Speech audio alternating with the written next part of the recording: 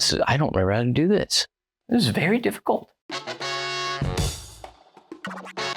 Hey, I'm Decky, and I'm one of the guys on Before Death.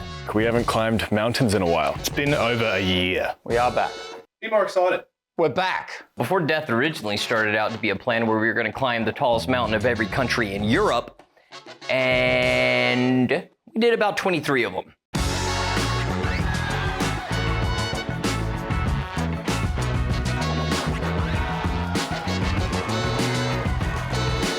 Paul is a really big planner. Unfortunately, the plans always change. The leader of our trip, he's the reason why we're doing all of this. The entire team is a family. Pestily is the responsible father. He doesn't know how to stop and have fun with the boys when it is allowed. But at the same time, I think Jared and I might take our childish endeavors a little bit too far with him, which can create a bit of tension. He didn't say a word to us. He just kept on walking.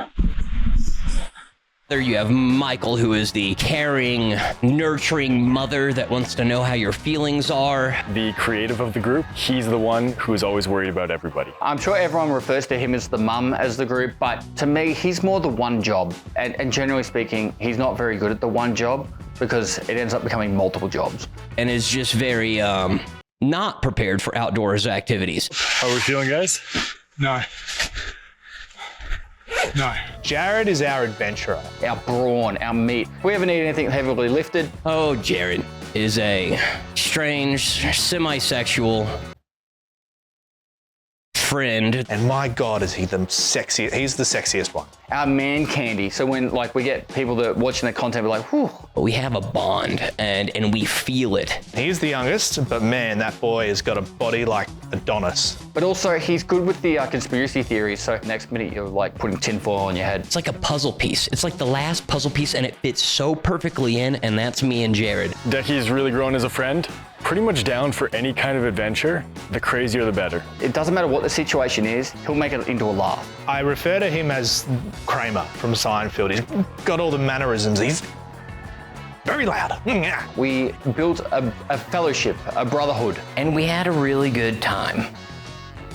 With some bad points. There was a few bad times. Not so great times. Some pretty shocking situations, some blizzards, Avalanches, lost times on mountains. Very sketchy zip lines. Romanian border security. Time I got snow blindness. Jared got really sick and grew something on his face. Decky forgot his passport and I had to drive 9 hours round trip to go get it. I got really, really sick in Turkey on the first trip. Decky lost a GoPro and we got stranded on the mountain. There was a time that Jared and Decky almost got lost at sea and had to get rescued by the Swedish Coast Guard. Decky got me drunk at the top of the first mountain, the Three Peaks Challenge. All my bad things are going to be Decky related.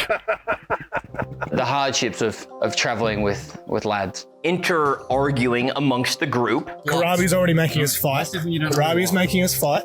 That's what she wants. And after both those trips and all of our experience, I would say we are fully prepared for Kilimanjaro and nothing can go wrong.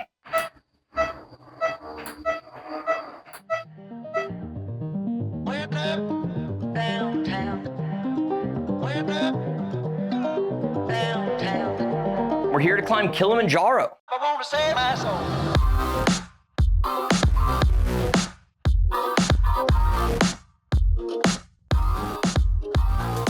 It was never something I had always desired to do. I had very limited knowledge about Africa. If I'm honest, it's probably a country that I've actually had a bit of stereotypical fear about going to. Now, a few years back, I don't remember when, but our good friend Decky, Stir Decky, he actually posted on Twitter that one day he wants to climb Mount Kilimanjaro, and I replied saying, hey, if you do, let me know. I'll definitely come along. Never thought of it again, didn't talk of it again, until now, and we're in Africa, 4 years later. I was actually a little bit worried that the altitude sickness would affect me a lot, and honestly, I didn't realize how hard it was going to be. I didn't really feel excited about this trip until I saw an Instagram post of Decky with Jared. Whenever they get together, it's just chaos, and it's so much fun to watch. All right, so here's the story. We're going to hike Kilimanjaro in 1 week with Paul and Michael. Jared and I got the bright idea that since we were going to be flying over there together, he is going to come up from Colombia. Why not try and do a couple of mountains in Mexico to get used to the acclimatization of high altitude. Where we don't need to take the the medication Diamox that majority of people take on Kilimanjaro. And I'm not one of those guys that's like, I want to climb this with no oxygen. I want to do this all healthy. No, I love caffeine. I love taking anything I can to get ahead. The highest mountain that we climbed in Europe was just under 3,000 meters. So currently we're already at higher altitude than we've climbed before. Mexico's got some pretty high volcanoes, so we're gonna be doing 3 different ones. Last time Jared and I did anything together, it got a little bit out of hand, and we might have kind of packed on too much again already. Which will prepare us for the nearly 6,000 meter hike that we're doing in Africa. And this is 3 days in the mountains at this altitude, and I was breathing like I was at sea level. And I was like, I'm like a fish in water, but I'm a man on a mountain. And I was acclimatized. So with all that training, we were 100% ready for Kilimanjaro. Nothing was gonna go wrong. It's just after midnight, finished up in China, and I'm on the way to Ethiopia and then Tanzania. So I've landed in Ethiopia, and this place is crazy. The transfer to international. I'm hyped. This is gonna be such a great trip. And we're here, finally in Tanzania, Ethiopian Airlines, bringing in the goods. Getting up to the terminal, just walking freely over the tarmac. Day 0, let's go. Now, when I landed in Tanzania, it was totally different for me because I was the first there with no idea of what I was doing, and I had a random dude pick me up. His name was Karim. Being picked up by my driver, Karim. The next morning I sent Karim a message and said, hey, can I go have a look at Moshi? Can you drive me in? And he's like, yep, I'll come with you. And I was like, sweet, good, someone who knows what they're doing. And he drives me in there, parks the car, and he's standing behind a car, boot open, and there's a dude selling chickens in the back of his car. I thought this is gonna be a journey. I started talking to Karim a bit more, and he actually explained to me how he was, before a driver, he used to sell mattresses and other items by driving around and walking around the streets of Moshi, and then he would sell them, and that's how he knows everyone. Introduced me to the butcher, also one of his friends, and I've never seen a butcher work like this. He literally had a carcass of a cow and an axe, and he's just like chunk, chunk, chunk on the cow. And I was just like, sweet, I think meat's probably off the menu for this trip. We walked through the fish market section, and I don't know how long this fish had been out there. There was a lot of it, but the smell, I could tell we were going into the fish section before we were even near it. I also thought to myself, maybe fish is probably gonna be off the menu for this trip as well. Look who it is. How was the trip? Good. Reunited. So, we've added Brendan this trip. We decided to bring along Brendan. He's a friend of mine that actually went through kindergarten, primary school, high school, and went to university very briefly. And he's known Pestily since they were like 5 or something ridiculous. I don't know anybody since that I was like 5. I don't barely know people from when I was a teenager. So I've known Paul 30 odd years, and we've been mates that entire time. So Paul's obviously got his little business going on, which you guys are all part of. I had followed on Instagram, I think, whilst you're doing that before death thing. I found that interesting, obviously, because Paul was involved. But once you guys had finished the Europe trip, I kind of got bored of them and stopped following them after that. Sorry, fellas. Realistically, didn't know them from a bar of soap. Paul had mentioned a few things about their background and their personality types. It was nice to have a dad there who had 3 kids to have a similar perspective, share similar experiences about being a parent. He was actually the person that inspired me to start climbing and hiking. Back in 2012, we went and climbed Mount Kosciuszko and a heap of mountains around there, and it got me that itch to want to travel and climb and hike more. So to bring Brendan along was a really big deal for me, and I was really excited to go on this journey with him. I was a little bit apprehensive about the whole content creator, YouTube, social media thing. It's not my world. I don't enjoy it. What is your world? The real world. I liked Brendan, and then he had referenced a couple of things, like I radioed back, told him that, we don't need backup for this call. And then he said something about the patrol car, and I was like, Brendan, are you a cop? He's a police officer. And then I look over at Jared, and Jared's like, just looking at me, and he didn't say anything. He didn't want to be rude, but Jared hates cops. I have a problem with authority, so as long as he doesn't pull out the badge, I don't think we'll have any issues. If you had people on spectrums, like you've got Jared and Brendan on the opposite, so I thought that would make for an interesting story and twist to the actual journey. And he doesn't need any cop in the group trying to fucking narc on him if he's talking about smoking weed back in Colombia or something. Right, it's time to leave for Africa.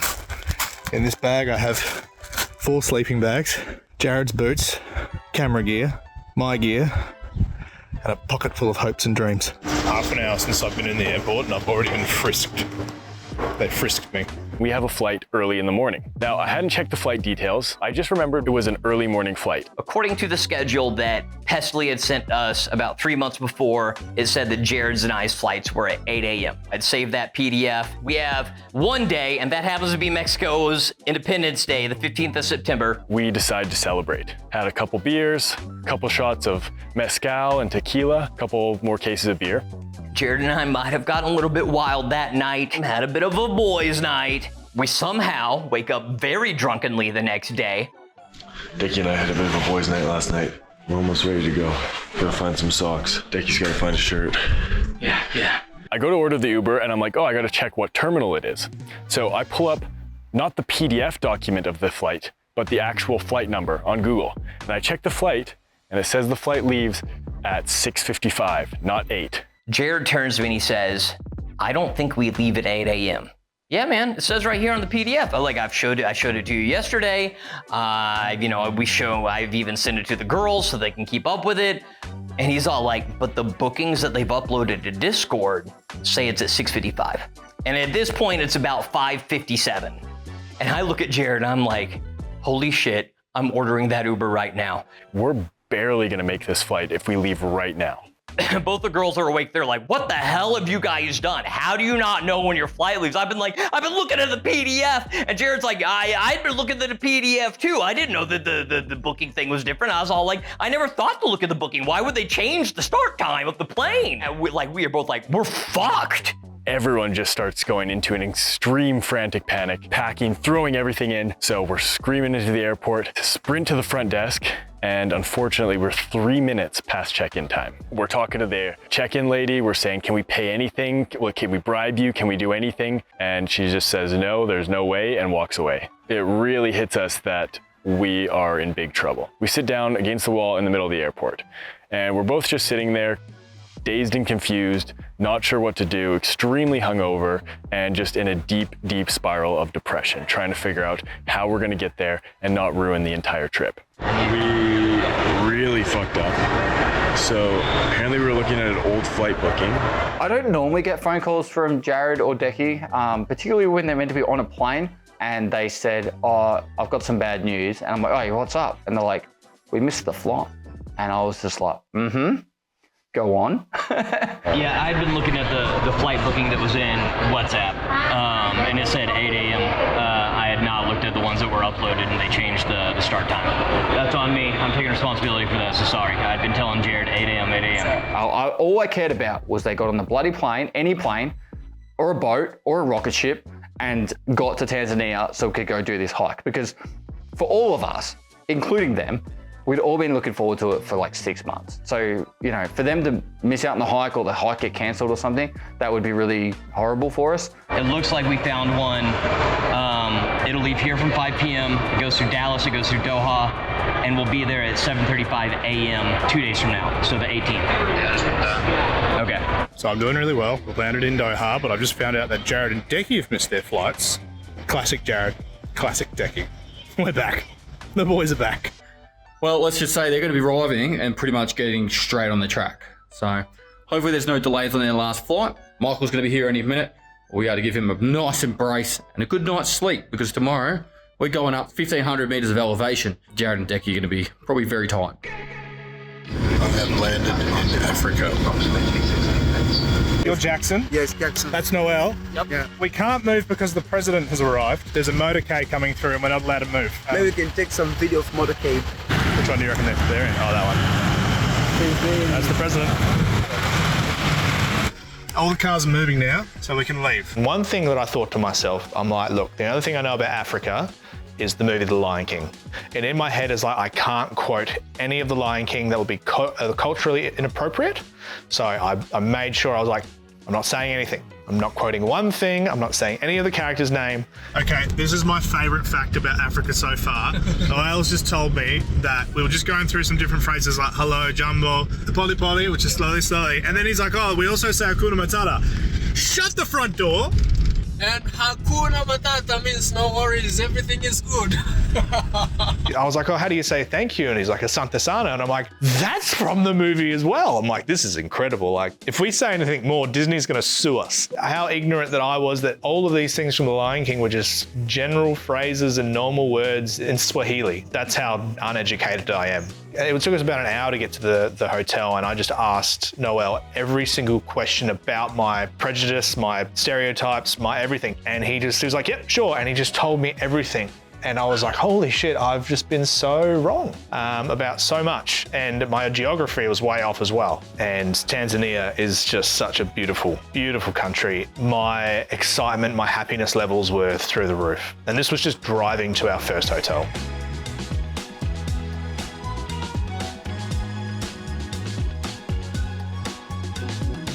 Okay, so I've arrived, and guess who's behind me?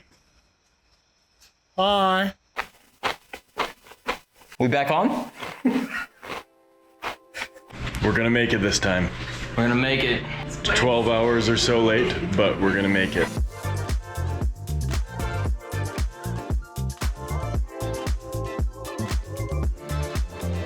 Our connection that we had to make was a 2-hour connection, so it was gonna be really tight to get our bags and get on our next flight. Apparently you can make every gate in 10 minutes. Yeah, we're through security in like 2 minutes. We're headed to get badge claim, which we're gonna get held up on. They're gonna be holding it. After that, gotta drop the baggage back off, get to security. We're looking good.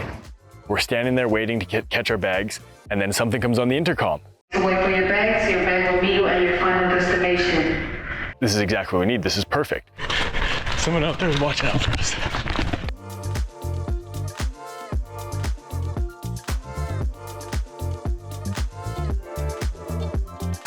We got it. Those people at D14, we made it. Huge. We're going to Doha. Yes. Checkpoint complete. Final flight. Just checked in with boarding passes and we're walking on. We're set to arrive at 7:30. The hike leaves at 9. If it's past 11, they cancel it. Okay, it is the morning of Kilimanjaro. It's the 18th. We're waiting for Jared and Decky to land in about an hour. So we're first people off the plane. We like power walking right through security in Tanzania. We get to the carousel and we're waiting for our bags. Everything's going perfectly. And the carousel just keeps going around and around until there's no bags left. But we are waiting on our bags right now, which everybody told us they should come. We asked multiple people, every airport. They all said it was coming through. So we go talk to the lady at the baggage claims department, and she already has 2 pieces of paper with our names on them for us to fill out. So they already knew our bags didn't get transferred. Our bags were lost. They're still in Doha, and we have to go out to the thing in an hour. So a bit of an issue. So now they don't have any gear to climb the mountain. So I'm going to go separate my underwear. Paul's going to give him some socks. Brendan's going to give him some pants.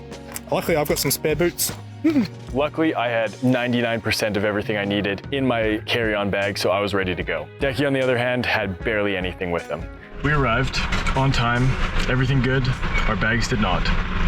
Our bags will be here tomorrow morning. We leave for the hike in an hour. What do you got to say? Welcome. Oh, hey. Hello. Okay, the atmosphere is electric because it's the first time in over a year that all 4 of us are back together. Plus a new member. Plus a new member, Brendan! So the boys are back. Boys are back in town. How are you feeling? Feeling great. Feeling like I just woke up. Good man. It's been a classic start for us though, hasn't it? A little bit more than classic. I don't have any of my gear. Straight off the bat, we met 2 of our guides. Meshach and Gaston. This is the main guide, the head guide, the number 1 guide. And this guide's not as good, he's number 2. Is that right? Yes. So you're better than him. He's better than me. He's better than you. We have basically decided that Decky was going to rent everything he needed, I'm testing all of the boots. What? Yeah. Yeah. We are on a time limit.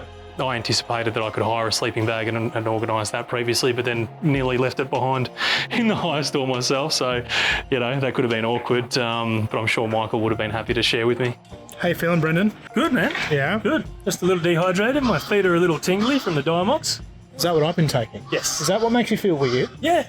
I've been quietly feeling really strange and going, I don't know if I'm sick. What's it like hanging out with the Before Death boys? Pretty good.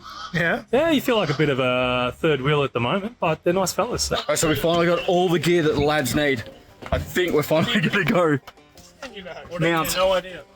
this mountain. We'll see how these boots turn out. I already feel some blisters forming as we speak. Nothing but complaints from Decky. Yeah, we're in Tanzania. No, none of that. My blisters, my glasses, I'm cold. I got 50 grand in my pocket.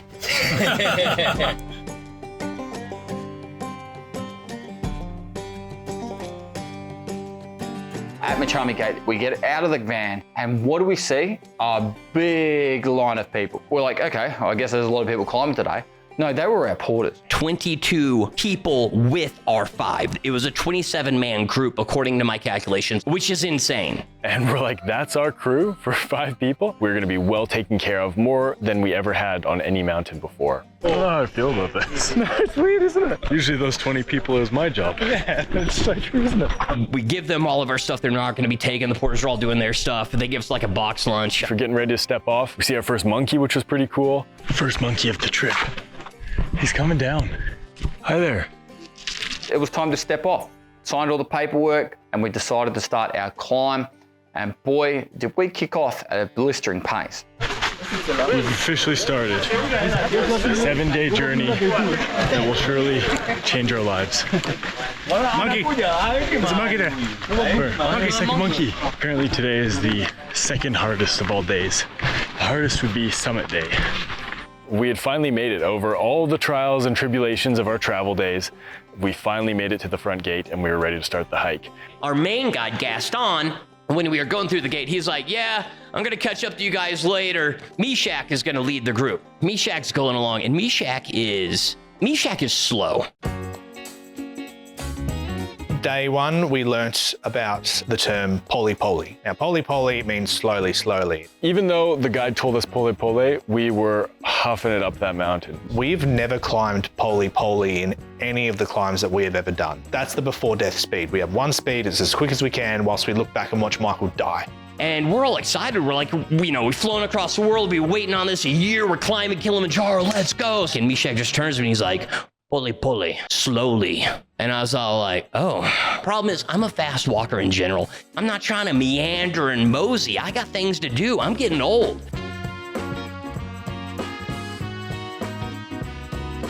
You look so good with a beard.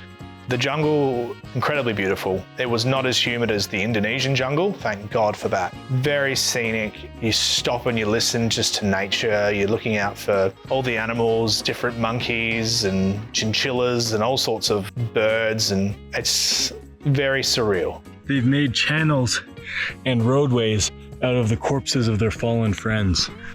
I feel like we're not really doing the work here. Yeah? What makes you feel like that? I don't know. Everybody seems to be carrying about 10 times more than what we are. So we've started our hike, and so far our guide has already told us to poli-poli. Yeah, slow down. Slow down. But the entire group wanted to go faster, and eventually Meshach is all like, okay, we can go a little bit faster, but we need to be going poli-poli pace. But overall, you could tell he was kind of like, this is not how you do it. Look, yeah, the boys set a cracking pace. They were power walking, and in the back of my mind, I'm thinking this is ridiculous. Like, we're going to be absolutely spent by day 3 if you're going to be walking like this the entire time. So we're 7 kilometers in, about halfway done for the day, and we're taking our first little breaky break. I've been wanting to hang out on a Kilimanjaro for a long time, and now we are.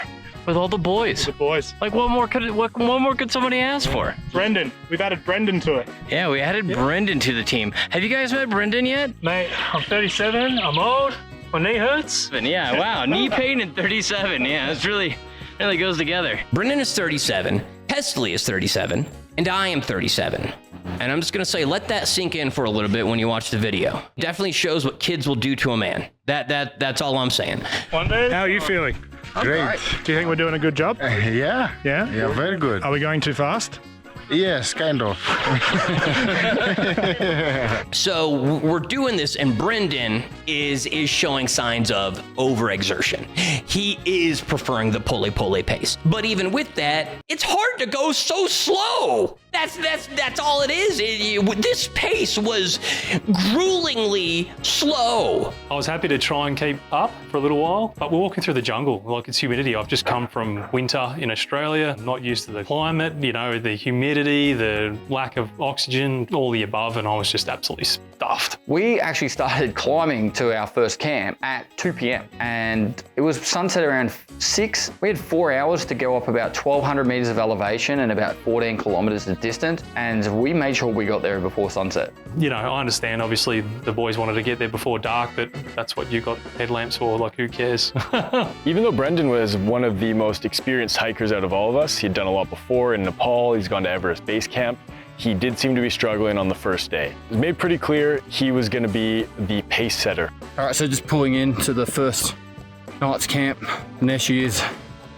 Tree's a little bit in the way, but that's where we're headed, top of there. No one's really feeling any pain at all. So it's the end of day one and we are hurting. Like, this is pain. Legs are in pain, man. We are very, very unfit. We got 3 kids and we are representing the dad bods of the group. 100%. Yeah.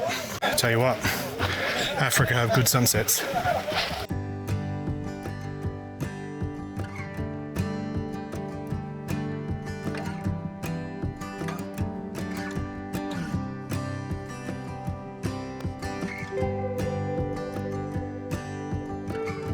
How you all feeling, boys? Good. Good. Sore? A little bit sleepy. A little sleepy? Want to go to bed. Want to go to bed? Hungry. Want to eat? Sleep. Oh, a cup of tea.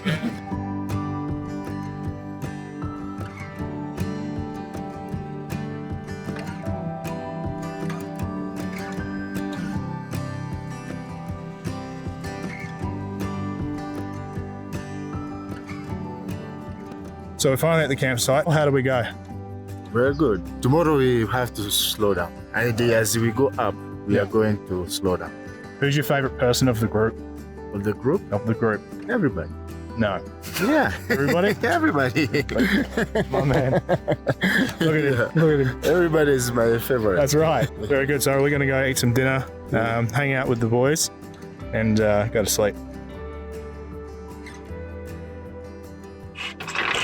Yeah. Wash those hands, peasant. Yes. Yes. A little bit of popcorn, a little bit of cookies. Man, I can eat great. This is awesome. That is delicious. Well, welcome to our home. It's very nice and cozy. Some really cushy mattresses. Yeah, we're living the fucking pampered life right now. It's pretty great. Good night. See you in the morning.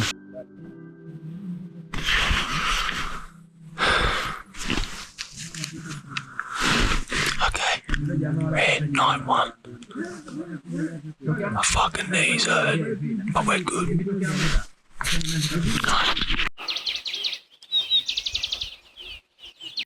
It's our second day. Just waking up for some bed tea. A little bit of bed tea, yeah. It's 6 a.m. They show up at your tent and give you some tea. In bed. That's why they call it bed tea. 6 a.m. on the side of Kilimanjaro, and we look at each other and we're like, we're getting tea in bed? What is going on? I don't get tea in bed at home. I feel like I'm missing something. How you feeling? Good, man. You look fresh. Good. Oh, I slept well. Yeah. Oxygen levels climbing back up again.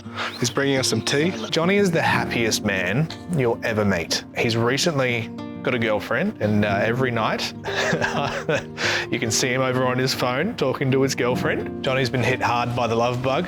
Jared and Dickie refused to have it out of the tent. They're in the tent. Losers out here having outside tea. Way better bed tea. You sleep all right? Yes. Good morning. Morning. How are you? Doing pretty good. Amazing sleep. Feel great right now. And you can see the moon sitting above Kilimanjaro. What more could a dude ask for, man? One of those moments in life where you gotta be like, God damn, I'm out here. Oh, it's Castano's here. Oh, look Where have you been? All right, so I'm in the cook's tent. This is the cook's tent. Yes, I'm a cook. What's your name? Coleman. Gorman. Yes. Corman. He is the heart and soul of this group. This is our breakfast. We have crepes, we have omelets, we have toast, we have porridge, we have a ton of coffee and other milk stuff, fruit, some delicious fruit, tea. I'm just saying that I married my cleaner. Yes. Hey, Kira, love you. Okay, day 2. We've started the poly. How are you enjoying the pace, Decky? Great. Brendan. Hey, very enjoyable pace. I'm enjoying it.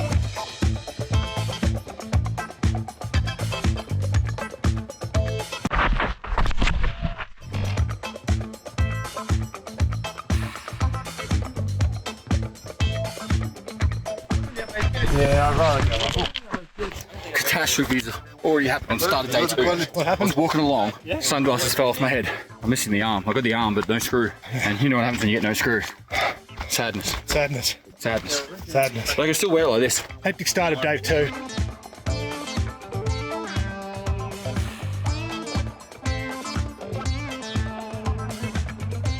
We're about a third of the way. And what the boys don't know is I really need to do a poo. Well, I was feeling incredibly gassy, and this is, I think, one of the effects of acclimatization and the pills that we were taking. It's one thing that they don't talk about, but we're here to talk about the truth. Okay, my prayers have been answered. Have a look at this. It's a toilet. It's a toilet. I've got wet wipes. Time for me to do some terrible, terrible things. So this is the first time I'm ever gonna do a squat. This is gonna be interesting.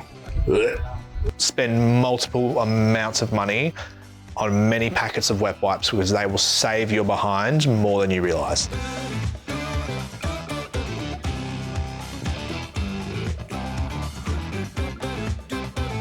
The strongest man. Strongest man. Yeah. What do you think? Do you think we can hire Jared as a porter? Yeah, we can hire him as a porter. Yeah. He's very strong. You know, my 5-minute career has come to an end. What's harder, on the head or on the shoulders? Head is much harder. I don't have the skill for it yet. So I think it ended up taking us about 3 to 3.5 hours, or maybe 4 hours to get to the altitude for the next camp. Yeah, so what is our team name? It's going to be Simba team. Simba team. Simba team. Simba. Apparently Team Simba means lion. But we decided that we were going to go with Team Simba, even though Paul did push for Team Jiggy Jiggy. Jiggy Jiggy. Oh, I've never had this before in my life. I feel weird. It's strange, I've never had this before. So here's a fact. We left before all of our porters and they managed to pack up all of our gear, get past us and set it all up in time for us to get here. Polly. It's been really smooth so far. Our guides have been amazing. We're getting the executive treatment. Food's been great. Everyone's been enjoying it. It's pouring rain. That's how we move this underground. There comes a moment in life where you go through some surreal times. Right now, I'm in Africa and it's raining. If we weren't going to get sued for using the song, this would be the perfect moment.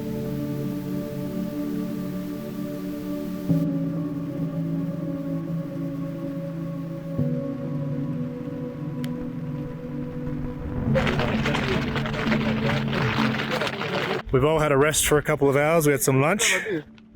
Now we're going to go climb for about 20 minutes just to acclimatise. We're going up there. So we went to a cave, sitting down. I don't know how it happened, but the 3 guides, our boys, just started singing.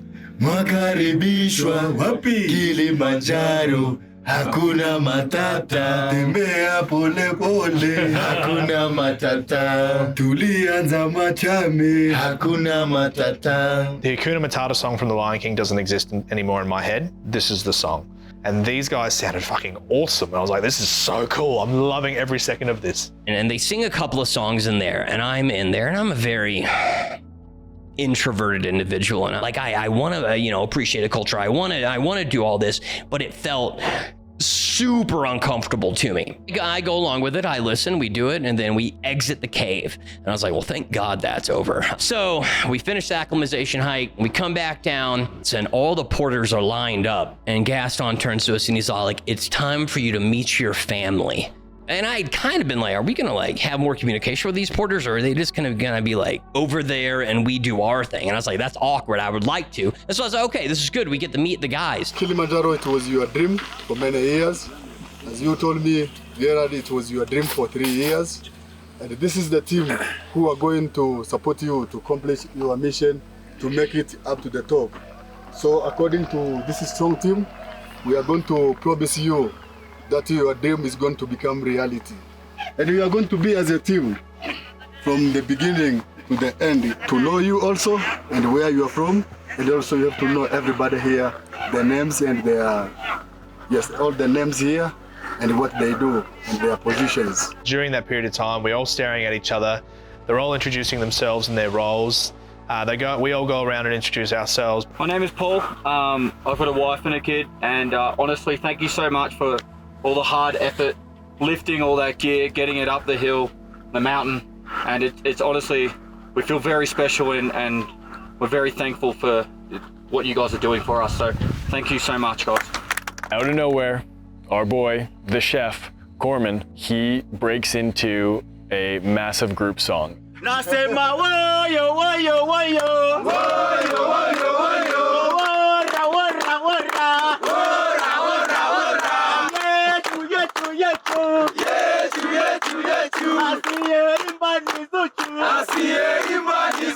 And we all look at each other and we're like, right off the bat, we're a little bit shocked. Yeah, definitely not comfortable in being a part of it. I'm quite happy to sing along with people if I know the words particularly. Dancing, not my strongest.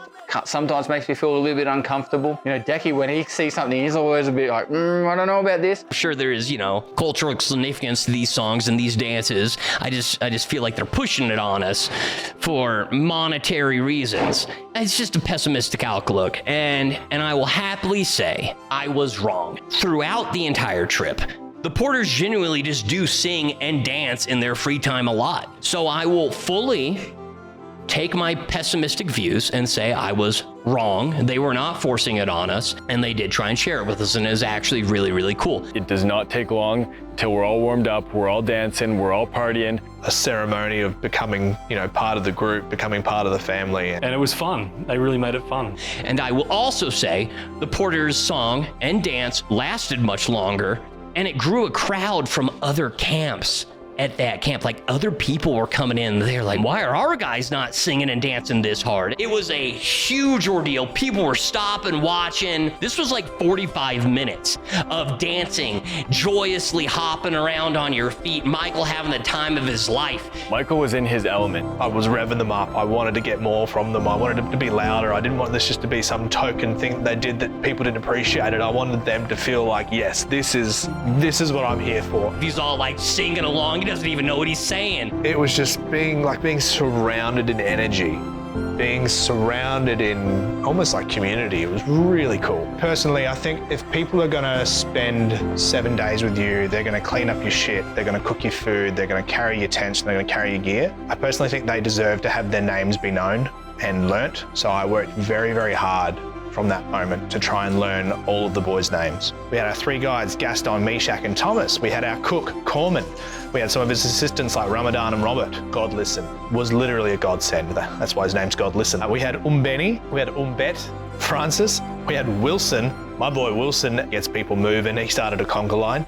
We had Prosper, Abraham, Johnny, our boy Johnny with his bed tea, Al Hutch, Agostino. This boy was carrying out mine and Paul's gear, I think, for most of the time, and Agostino, beautiful soul. Dio, Poli, Drama. My name's Drama because I cause a lot of drama, and I'm like, fuck yeah. Then we had Good Luck. So these are all of our porters and guides, and I just wanted to say their names because those names deserve to be heard. What an incredible way to finish day 2. I think it was actually really good by them to actually do that, because then it made us just feel a little bit more relaxed with everyone. Oi, oi, oi, oi, oi, oi.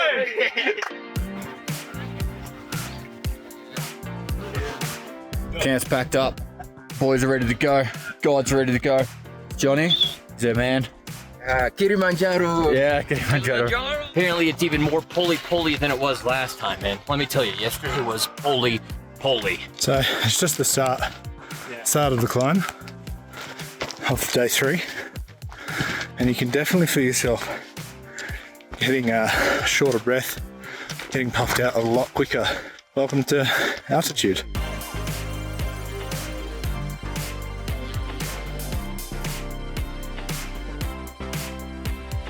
This man, he does all the cooking, and then he beats us up to the top.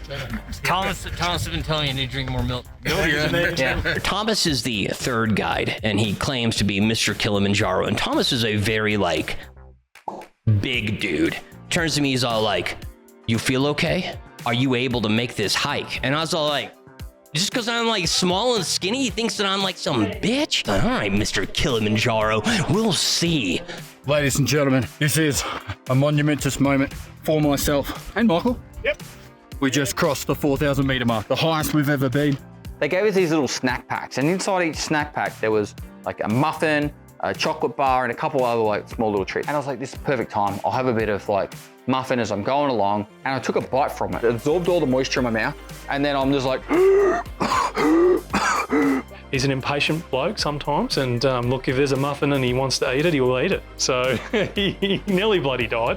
I feel like it's a major wake-up call of just how dangerous Kilimanjaro can be if you're eating a muffin and walking. and it's probably the most brutal and riskiest moment of my life right there.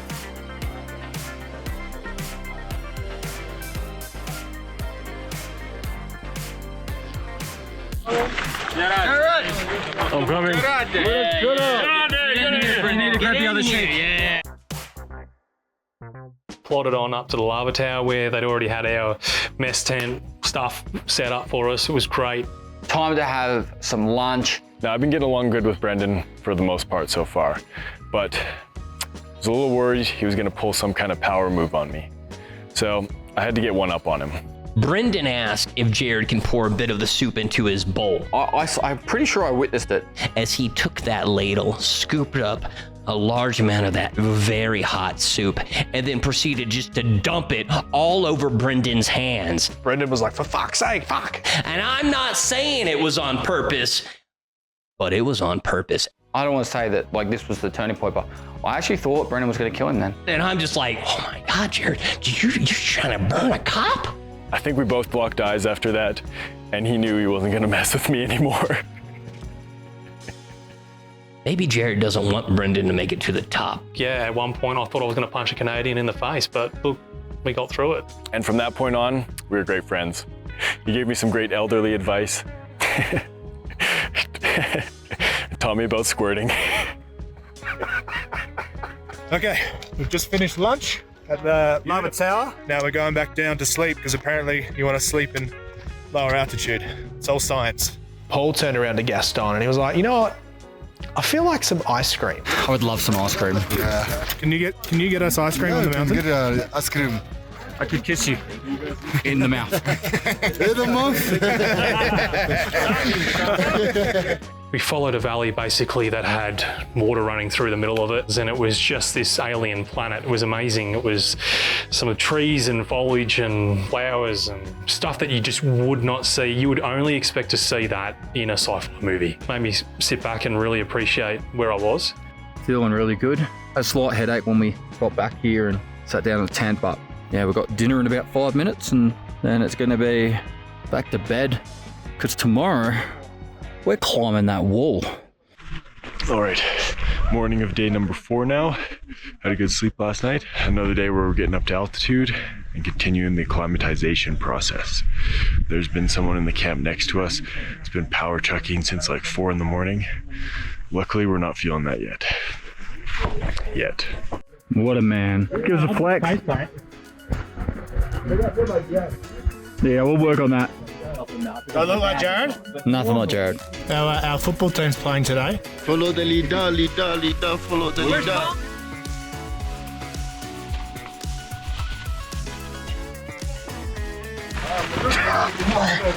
Wow. Got me, Jared? That's majestic. 360, 720, 540. We're the weirdest guys on the mountain. So there's a traffic jam One of the guides says, kissing rock. Because you're shimmying across it and you don't want to fall, it's known as the kissing rock because you give it a little peck on the way past. I think we had all been missing our women at that point. A couple days with a lot of man action. I think we all indulged in that rock. We probably should buy that rock a drink. Paul, I'm pretty sure, tongued it. There was some tongue on that rock.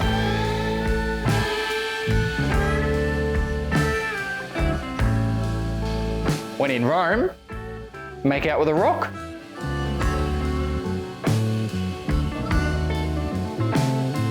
I really enjoyed our time tonight. Show us how to do it. Get the rock, get the rock. I declined the kiss to rock. I simply shimmied past it and moved on with my day, trying to be very adamant that I want to finish this mountain. I'm taking any precaution I can to not put my mouth where hundreds of other people have put their mouth that day. It's also kind of disgusting.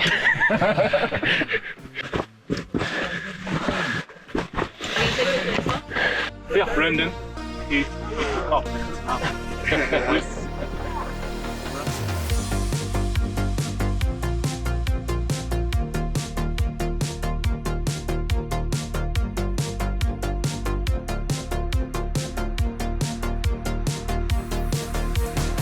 So we just finished summiting the wall.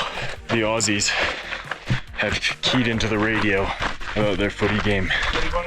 I couldn't wish for more bad reception, and honestly, I hope they fucking lose.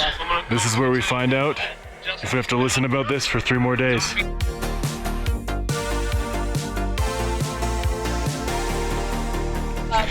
spent the whole day hiking with the crew, enjoying this incredible view, just really taking it in. It's really made me feel emotional, and the boys haven't considered anything other than the footy score. Yeah, 7 points up.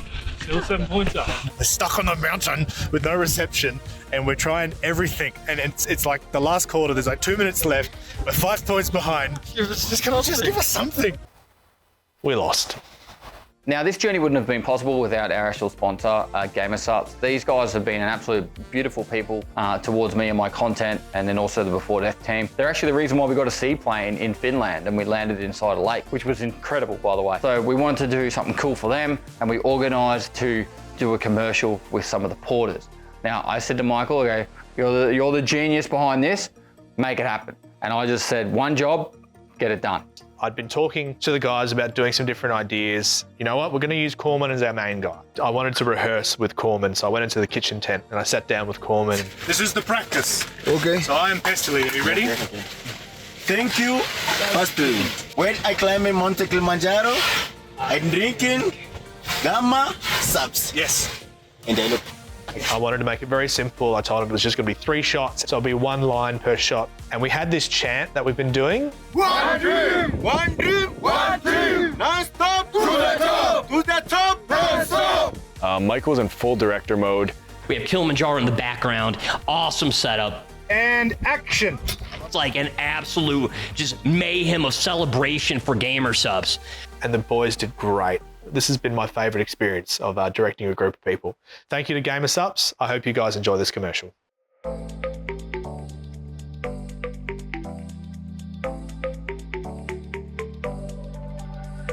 Thank you, Pestily. When I climb in Mountain Kilimanjaro, I drinking Gamma Subs. One dream, one dream, one dream, one dream. Non-stop to the top, to the top, non-stop.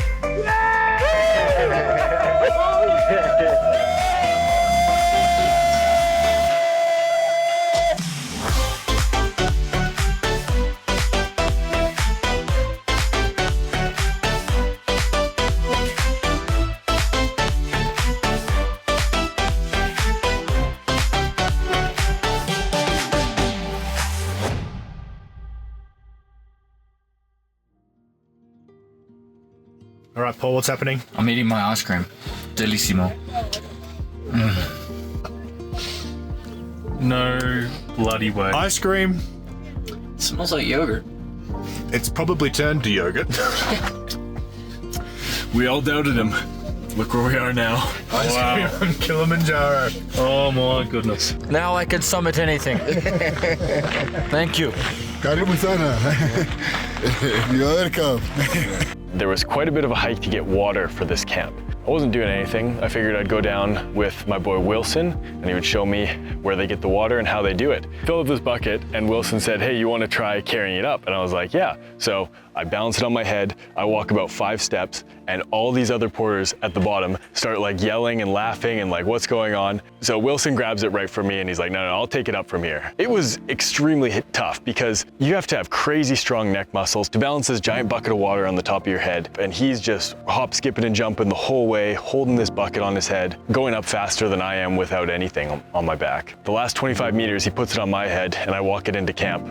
So at least everyone thought I was a real porter. Definitely a tough challenge, and I gained a lot of respect for those porters that day. That night, I remember particularly getting up at 11 o'clock, I think it was, and you could see all the lights of the city and all that down below. I think it was Moshi. It looked really amazing, and yeah, it was a really cool experience. Good morning. Look at this view. That's what we're going to conquer in less than 24 hours. This time tomorrow, we'll be on top of that. Yeah. This is the final day. Yeah, it's the final day. Who do you think is going to struggle the most? We'll enjoy it. Really will enjoy it. Don't worry about it. No hard. But that's for me and you because we drink a lot of milk. Yeah. What about Sterling? We might have to carry him. Yeah, it's better. Yeah. Get more I hear that, Tom. Yeah. I hear that. Look. Tom's over here saying that I'm a bitch. Becky's a bitch, but up there. That's where we're at. That's where we're going. This time tomorrow we'll be up there. This time tomorrow. How we feeling, Jared? Oh, feeling as good as you can be. Yeah, I just had a little sprint and I'm gassed. All right, poly.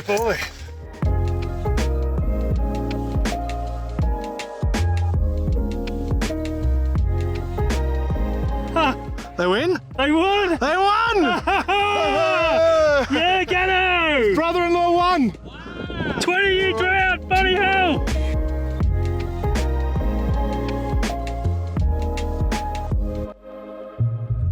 The air is thin, just very dry. Breathing is becoming... Okay, cut, let me do that again. 4,673 meters. Very good. Yeah.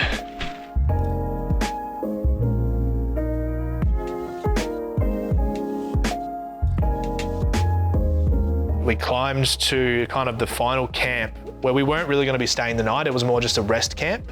We're fueling up, hydrating, eating a ton of food, and we try to get to bed nice and early. The sun's like blaring down, and trying to rest in those tents, it was a sauna. It's hot. It's hot. It's really fucking hot. We'll have a look at these bad boys. It's 5 days in the same socks. Really hope we all make it to the top, and I don't freeze my fucking ass off going so poly with you guys. My main concern is I'm gonna be cold. I'm gonna be real cold. Every morning we wake up, I'm freezing. And tomorrow we hike for 7 hours in darkness, so it's gonna be real rough. But I've got my friendship and my friends to keep me warm along the way. I haven't washed my hands in 6 days. Yeah, same here. I'd experienced a bit of altitude sickness the couple of days before. I was hot, I was cooked, I was tired, my feet hurt. Then knowing that we had to still go 1.2 Ks up within a matter of hours, climbing through the night on no sleep was never going to be an easy undertaking. All right, we just had the final debriefing. It's about 6 p.m., 12 a.m. we step off. We're doing our final packing, final preparations. We're gonna try and get a couple hours of sleep here. All of our oxygens were pretty low when they tested us, so it's a little concerning. I was a lot happier before I knew what my oxygen level was. They didn't really do a great job about encouraging us. It was more like, you guys might freeze to death up there. Good luck. Exactly what it felt like. Yeah, he kept asking us, do you have this piece of equipment? And then we said no, and he's like, okay, you'll be fine. I'm taking on my boxers. All right. Got a little bit of brandy. It's been, how long, Michael? It's been over a year. A year and maybe 3 months, 4 months since I've actually had any alcohol. And I made a promise to myself I wouldn't drink until we got to the top of Mount Kilimanjaro. Apparently you're not meant to have any alcohol on the mountain. We've broken the law. We've broken the law, but the guides know because they're going to drink it with me. I've also heard stories of people that have a shot of a drink while they're at the top and they throw up straight away. Bring it. My dogs are humping. Mabel, hey. Alright, very short video. We are awake. Everyone's getting ready for their ascent. I'm fully dressed, I'm pumped, I'm ready to go. Robert, the newest member of our hiking crew, been supporting us the whole trip, and now he supports us to the top. Robert is here in case anyone dies and we have to carry the body down. Yeah, that's right. Yes. One team. So one team. One dream. One dream. One team. Everybody say, I love this mountain. I love this mountain. You know, spirits were pretty high. We did poly, and it was poly. We went real slow, but we didn't stop. Freezing cold because you start off at 12 a.m. Pitch black. You have nothing to see to be, stimulate your mind. And I wasn't really ever feeling that relief of getting a full breath. You just lost all oxygen, like you just absolutely gassed. I'm feeling like this pressure on my lower guts. And I'm like, oh, I'm feeling really, really gassy. It is the most boring hike I have ever done in my life. The boys I can see are kind of struggling a bit. I don't know if it's a lack of sleep. It ends up coming out that everybody realizes that we're all half asleep, barely making it along here. Just nobody is having a good time. So I just start talking, telling stories about my childhood, about jobs I've had, about everything that's pretty much happened in my life. Just rambling, trying to keep people entertained. Decky, I'd like to say, I think you got abs. Nah, not quite. No, Decky, you're getting shredded. Well, we're still walking. I think we've been going for about an hour now. No real updates. Everything's still dark. Michael, how you feeling? Feeling good. Give me some emotion. I feel very gassy. Look at this, Gaston leading the pack. And then we got the fire trail all the way down there. I feel like I have been talking for hours at this point. I checked the time. It's been about an hour and a half. All right, we're about 2 hours in, just a bit demoralizing because it means we still have 4 hours left at the summit. And it's a long, slow slog. But we cracked the 5,000 meter mark. By far my least favorite hike of the trip so far. People start telling more stories, riddles. And I told a big long joke that my granny used to tell. She passed away this year, so I did that for granny. But somebody was all like, hey, Michael, can you tell us the plot line of Lord of the Rings? And Michael's like, yeah. So I was ready to go, I knew all the facts. So I've never seen The Lord of the Rings, so this actually really interested me. There was so much history that I was giving. I was giving them gold. Isildur watched his father, the last king, fall to Sauron, and he took up his sword, and Sauron stepped on it and it shattered. And he swung it as Sauron reached for him. And just this incredibly detailed, long-winded, and he doesn't have any wind to give. He only got about one word out and then had to take 5 breaths. But it was the most stimulating thing, and it is the only thing that got us through that portion without falling asleep before Michael eventually was like, I can't keep talking. I need a break. And we were like, oh yeah, go ahead, take your break. I was like, Jared, maybe you should do Harry Potter, because I know he's seen the Harry Potter films. I never cared about Harry Potter in the first place, so I wasn't really able to fact check a lot of what Jared said. But let me tell you, everybody else in the group was absolutely horrified about how horribly Jared butchered the story of Harry Potter. Did a fucking terrible job of reciting Harry Potter. And literally the first thing he starts with is there's a little boy who has a Horcrux in him. That is the literal first sentence of his description of Harry Potter. I think Michael has some choice words about my storytelling abilities, but it's more your knowledge. When you're going to tell it, you tell it right. And when you tell it wrong, it hurts me. Why are you hurting me, Jared? But luckily that got us further and further up the mountain. Before I had enough. I said, Gaston, I think I need to go bathroom. And I try to be very respectable when I climb mountains. I want to make sure I don't leave any trees behind. But I had no choice. I was like, something's wrong. So Gaston goes, yep, just over there. And it was a moment. It was the 5,460 meter mark that I made the decision where I needed to hold up the team. I went and decimated. $4 million now. 400 meters to the top, non-stop, let's go. All right, we're about 3 hours in, starting to get freezing cold. It is frigid. So then we go for our final push to a place called Stella Point. And it's extremely steep, extremely sandy. Where every step you take, you slide back down most of it, you make hardly any progress, and you're just slogging up this loose gravel and sand. And I was even getting frustrated because I think I had Michael in front of me, and we normally walk at pretty much the exact same pace. But because he was sliding so much, I felt like I was taking a step, and then my next step was almost just going back to where it was. I don't know if you've ever had that feeling of only ever taking little breaths, but never actually getting that satisfying relief of taking a deep breath and having that relief. So you're looking up and it doesn't look like it's getting any closer and you're like, fuck, this is heavy.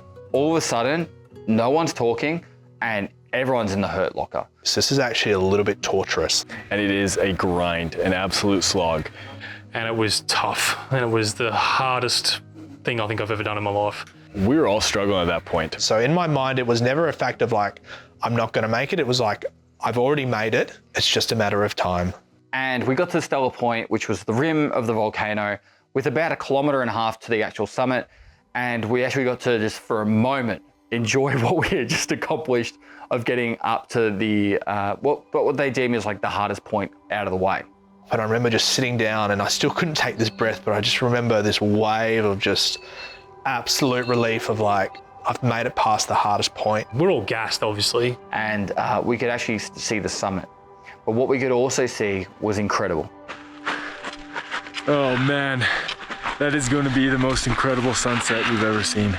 And check out this horizon that's coming in. Absolutely unreal. We're going.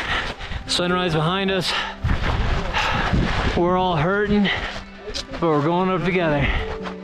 Went from unstimulated to one of the most stimulated hours of my entire life, just trying to take all that in. It was the most incredible sunrise of my life, without a doubt. That was insane.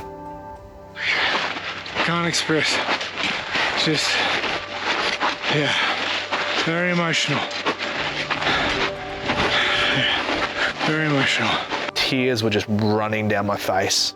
Just emotions on everybody, even me, even me, and I'm not the emotional guy. Next thing I know, Brendan taps me on the shoulder and he's like, you need to get this.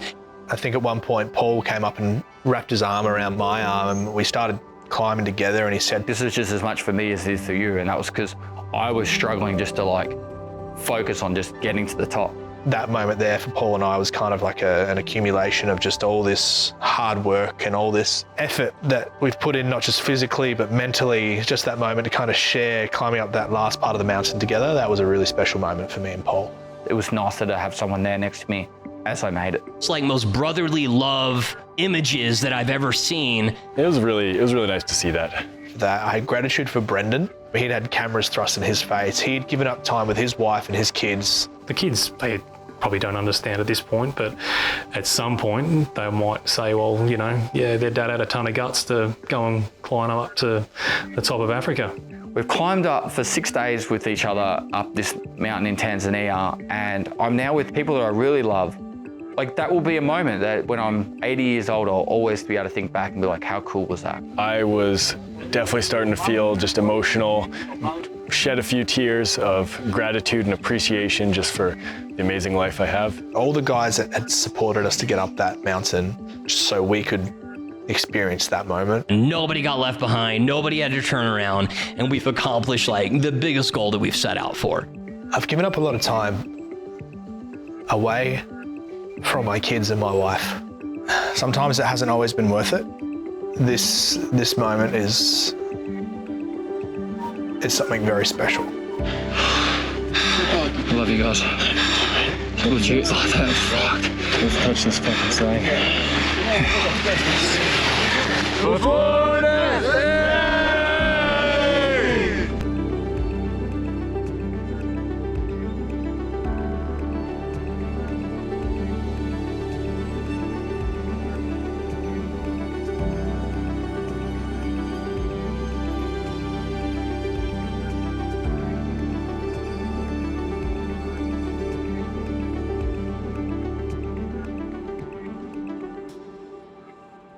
But that's when everything turned to shit.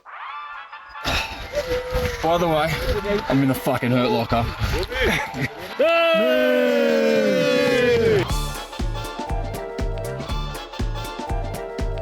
We climb Kilimanjaro, drink gamer subs. It does fuck all for altitudes, but it tastes good. When I climb Kilimanjaro, I take gamer subs. It gets me fucked up. Well, we summited, we accomplished our goals, but the journey is far from over.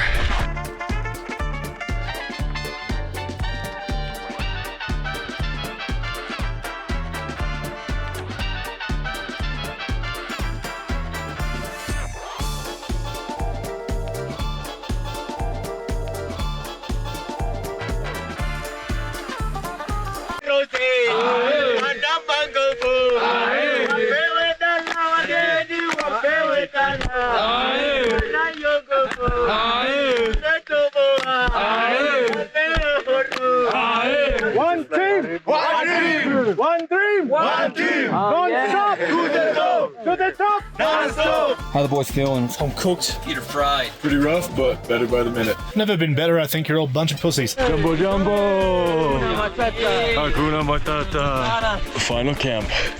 It's 4:13, so that means we've been hiking pretty much non-stop for 16 hours. Yeah, that was great. Any final thoughts, Michael? Let's do it again tomorrow. Oh my God, what's he wearing, dude? Kilimanjaro with the Gamma subs.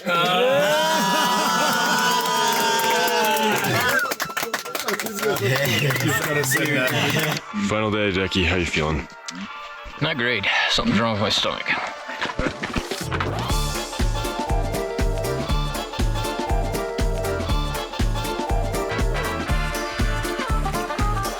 We're all feeling pretty good, except for Decky. He's been possessed by the Something, man. Something is deep inside of me and it's horrible.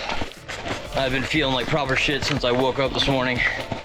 Legs and feet and body is like holding up fine, but the rest of me, nah. Feel super nauseous.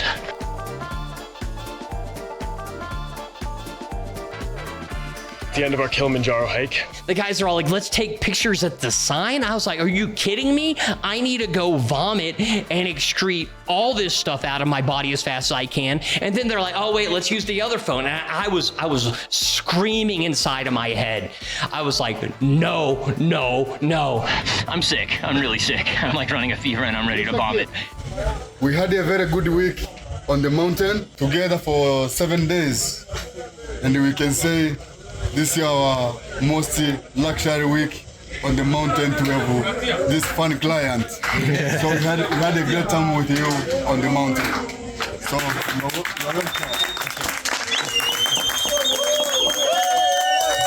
if you do one of these hikes, be prepared to tip, and you should tip what you think they're worth.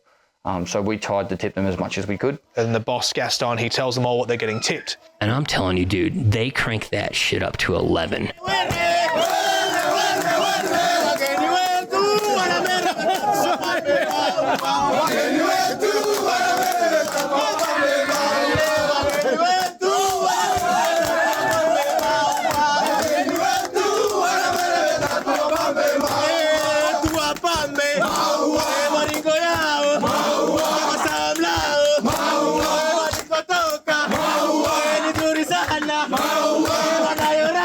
Everybody else in the restaurant just kind of stops what they're doing. They're just watching it, dude. I'm telling you, they brought the A game on so many different levels. And dude, I'm going to remember those songs in my head forever, man. It was a fantastic time. Also, the incredible group that I now consider family of the porters and guides. All of you guys that came along that journey with us, thank you.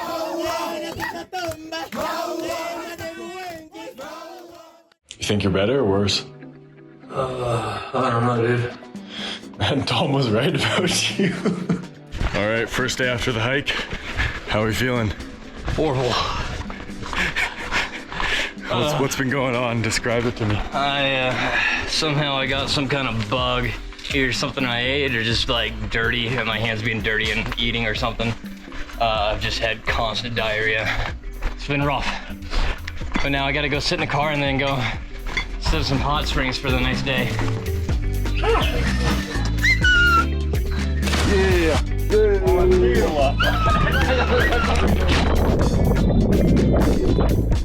That's amazing. That's actually really nice.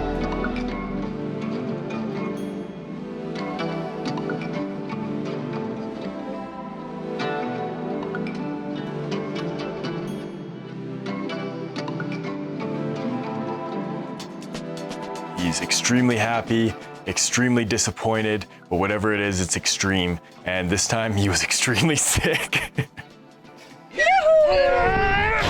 This program is interrupted for you by gamer subs. I feel like that Brad's just seen better days. It was a lot of fun. Got to the next day, he'd had some drugs and he was feeling pretty good. He's like, you know what, fuck it, I'm going to safari. We're like, Decky's back. He's coming around the bend. So he'd be fine. He's back. He's back. Before death, first ever safari. First animal, second animal of the trip.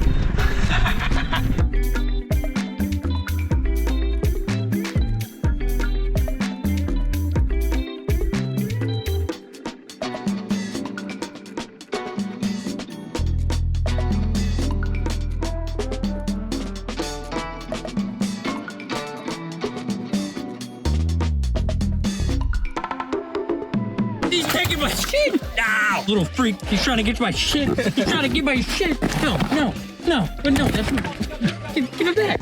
No! He already stole my bread roll and now he literally opened my box. Don't need a paper. He's a little freak. Oh, shit. Oh my God. I'm with him.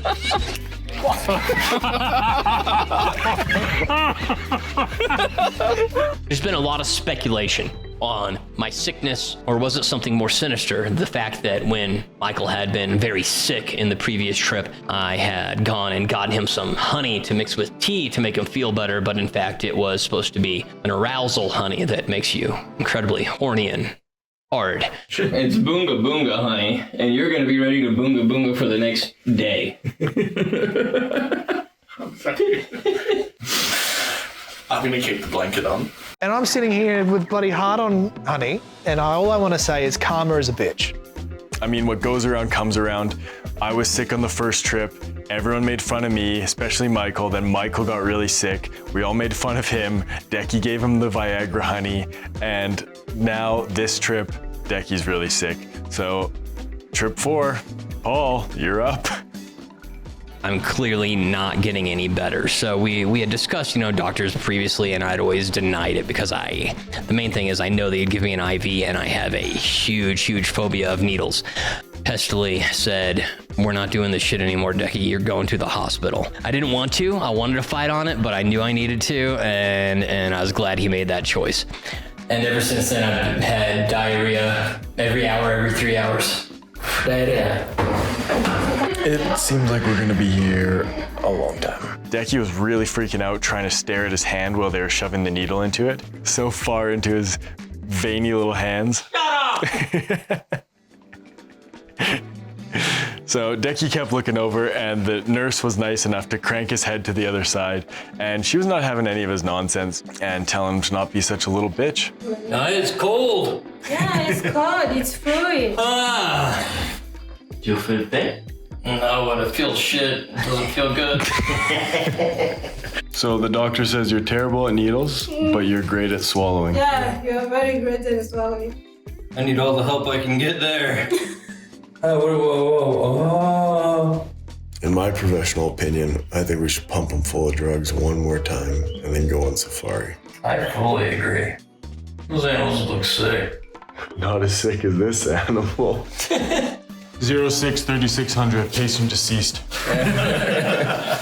Traveling can be full of highs and lows, but even if you're pissing out of your asshole, you can still have a good time in Africa. Incredibly grateful to Paul for initially bringing me along, and to the boys for including me. All I can say is grateful, really. I think I'm just, he's always grateful for the experience, and I'm just really looking forward to getting home and seeing the wife and kids. Little did we know, after I get back to Australia, I sent Brendan a message. He goes, I didn't want to worry you, but I felt pretty crook. Till the next photo I get from him is him in hospital in Australia with severe life-threatening things going on with him. Thankfully, he's much better, and I'm glad. I'm very happy that my boy Brendan's he's good. Been the experience of a lifetime, doing stuff that I never thought I'd be involved in. Frankly, we don't really know if there's any more future for before death. But overall, I'm just incredibly grateful for the opportunity that we've had. I'm eternally grateful for all the relationships that have been formed from it with all the guys. But whatever the future holds, I'm just grateful for what we've been able to do together. And I think Kilimanjaro was a perfect send-off to that journey. Now, before death has been an absolute beautiful journey for all of us. We've built a really, honestly, a brotherhood of friends, not just Michael, Jared, Decky and I, but also from traveling. We've met a lot of people that have been involved in the community. It's going to be time in between each video if we do post more and when we post more, but it is something that hopefully if you've watched it, you've got some sort of inspiration to go do something in your life and you get to, you know, just remember for the rest of your life, because you only got one opportunity to live on this planet, and so why not give it your all, have your best. And if you've gotten to this point in the video, thank you so much for watching all the way to the end. It's been an absolute pleasure, hopefully entertaining you guys, and much love. Thank you. What a trip. I wonder what we do next.